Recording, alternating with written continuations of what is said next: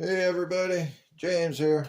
Hey, I wanted to share some of my targets and some of my testing I've done with my Bear Creek Arsenal 6.5 Grendel.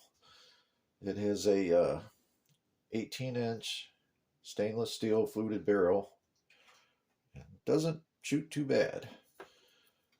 The only problem I've had with it is with these 129 grain bullets that I've been trying to work uploads with.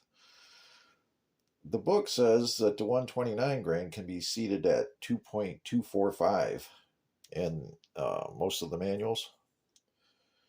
And in my gun, when I tested the bullet jump with these particular bullets, I can only seat the bullets at 2.205 max before the bullet hits the lands.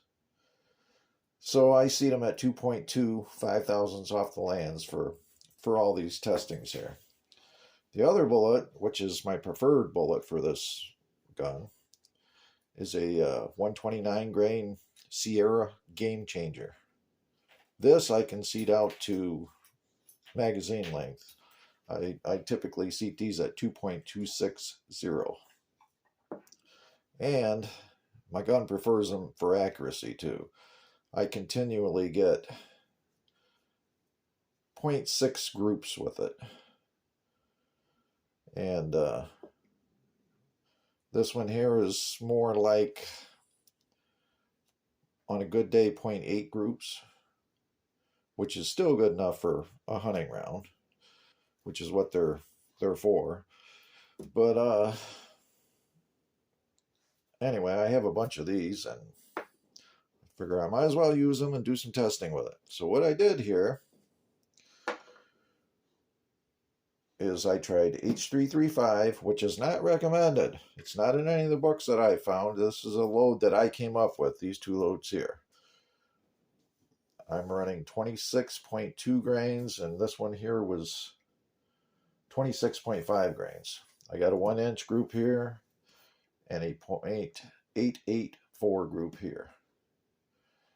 This one was with the Sierra bullet, and this was with the Hornady bullet. My preferred powder for this rifle is H4895, which I haven't been able to locate for a while now. But I can continually, with the Sierra bullet and H4895, I can get closer, real close, 0.6 groups to, 0.6 groups with the Sierra bullet and H4895. If I can find it, that's what I'm going to go with, is this bullet here.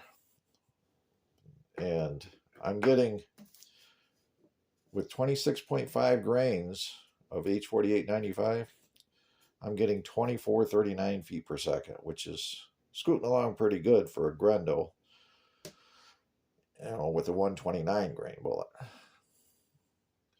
Now, the two I'm not recommending to anybody. This is just my load with the H335. I can get just under an inch with that, with the Sierra bullet and the Hornady bullet. 1 inch with the Hornady. I don't understand why it's not recommended, but or listed anywhere, but it might be. Well, I do in a way. When I ran this on Gordon's, instead of the 52,000 PSI max, these were pushing 54,000. But the weird thing is I don't see any flattened primers or any swelling of the case or anything. Running them at 54,000 PSI. But I always keep H335 on the shelf here, and that's a good backup load. Today I tested CFE 223, and I tested them with the Hornady bullet, which I have to seat deeper than what the books suggest. So today I tried 28.5 grains, 29 grains, and 29.5. According to the data I've checked out, Hornady book says 31.7 is max. Lyman book says 30.5 is max. And Hodgdon says 30.3 is max. So I figured I'd stay under 30.5. And my results were, I guess you guys can see that. Let me see if I can zip it up a little bit.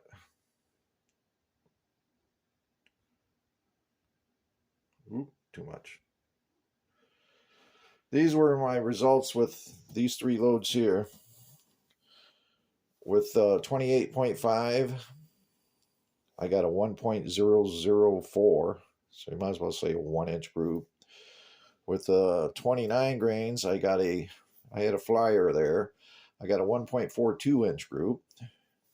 And with 29.5 grains of CFE 223, I got 2434 feet per second and a 1.07 group, which is the best I've got with CFE 223 so far, because the reason I rechecked these, and run the tests, was previous tests I did with it, and I was getting 2-inch groups with this bullet, the Hornady bullet, and then I realized after I did the jump test that I was jamming the lands, and that's why the groups were so bad. So this time I decided to test it not touching the lands, and the results were much better.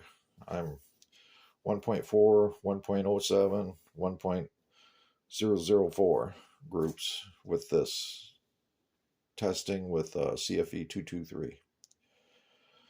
But regardless, if I can ever get some more H4895, this would be my load, because the hottest load I've tried of CFE 223 and the load I have worked up with the H4895, that's 2,434 feet per second average, and this is 2,434 feet per second average.